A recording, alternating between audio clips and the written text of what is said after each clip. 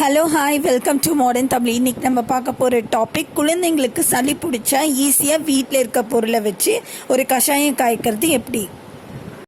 தேவையான பொருட்கள் 5 பொருட்கள். இது எல்லாம் நம்ம வீட்டில் நார்மலாகவே இருக்கிறது தான்.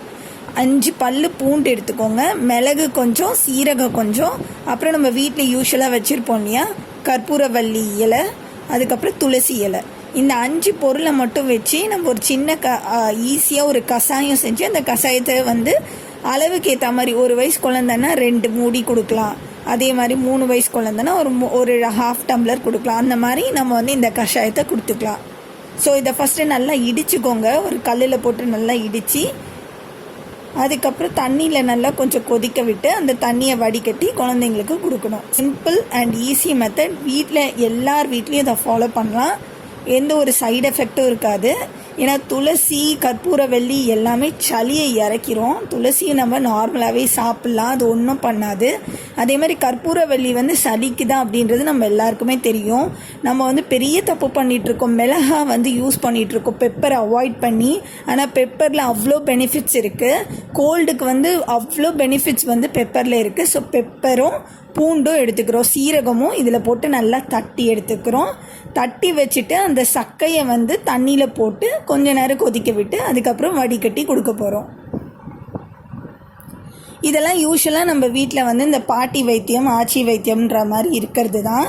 இதில் ஒன்றும் பெரிய விஷயம் இல்லை. ஆனால் இந்த வீடியோ எதுக்கு போடுறோம் அப்படின்னா, அப்கமிங் எல்லாருக்கும் இந்த வீடியோ ரீச் ஆகணும். சும்மாவே நம்ம மாத்திரை எடுக்க வேண்டிய அவசியம் இல்லை. அதுக்கு பதிலாக இந்த மாதிரி வீட்டில் இருக்கிற பொருளையே வச்சு ஃபஸ்ட்டு ட்ரை பண்ணி பாருங்கள். ஹோம் ரெமெடிஸ் தான் எப்போவுமே பெஸ்ட்டு. ஸோ அதனால் வீட்டில் இருக்க பொருளை வச்சு முதல்ல உங்களை சரி பண்ண முடியுமான்னு பாருங்கள். 100% இதிலே சரியாயிரும். நார்மல் கோல்டெல்லாம் இதிலே சரியாகிறதுக்கு 100% வாய்ப்பு இருக்குது. ஸோ நான் அதை தட்டி எடுத்துட்டேனே, அந்த சக்கையை எடுத்து வச்சுப்பேன். அதுக்கடுத்து தண்ணியில் கொதிக்க விட்டு தண்ணியை கொடுக்க போகிறோம். அவ்வளவுதான்.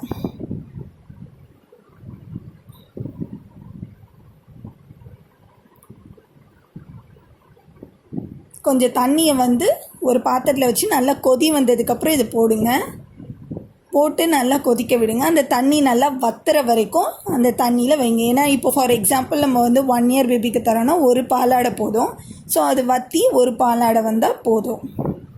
அப்படியே தட்டி அந்த ஜூஸையும் கொடுக்கலாம். பட் அதை காரம் ரொம்ப ஜாஸ்தியாக இருக்கிறதுனால நம்ம சுடு தண்ணியில், அதாவது இந்த மாதிரி கொதிக்க விட்டு கொடுக்கும்போது அதோட காரத்தன்மை கொஞ்சம் கம்மியாகும். அதே மாதிரி இது நல்லா கொதிச்ச உடனே ஒரு பிளேட்டை போட்டு மூடுங்க. அந்த எசன்ஸ் ஃபஸ்ட்டு தண்ணியில் ஃபுல்லாக இறங்கட்டும். அதாவது அது கொஞ்சம் காம் டவுன் ஆனதுக்கப்புறம் அதை வடிகட்டிக்கோங்க.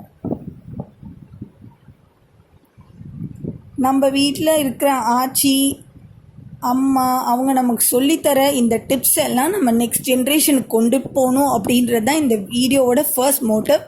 செகண்ட் மோட்டிவ், நம்ம எல்லாத்துக்கும் ஹாஸ்பிட்டல் போகணுன்ற அவசியம் இல்லை. வீட்டில் இருக்க பொருளை வச்சு சரி பண்ண வேண்டிய விஷயங்களை நம்ம சரி பண்ணிக்கலாம். ஸோ ஜஸ்ட் வடிகட்டுங்க. அப்புறம் பாலாடையை கணக்கு வச்சு எத்தனை வயசு குழந்தைக்கு நீங்கள் கொடுக்குறீங்க, எவ்வளோ கண்டென்ட் கொடுத்தா போதுன்றது உங்களாலே ஓரளவு கெஸ் பண்ண முடியும். ஸோ இப்போ 1 வயசு குழந்தைன்னா 2 பாலாடை கொடுக்கலாம். 3 வயசு குழந்தைன்னா ½ டம்ளரே கொடுக்கலாம். ஸோ அந்த மாதிரி நீங்கள் கொடுத்துக்கலாம். Thank you for watching the video. Please subscribe to Modern Tamil. ஏன்னா Modern Tamil useful information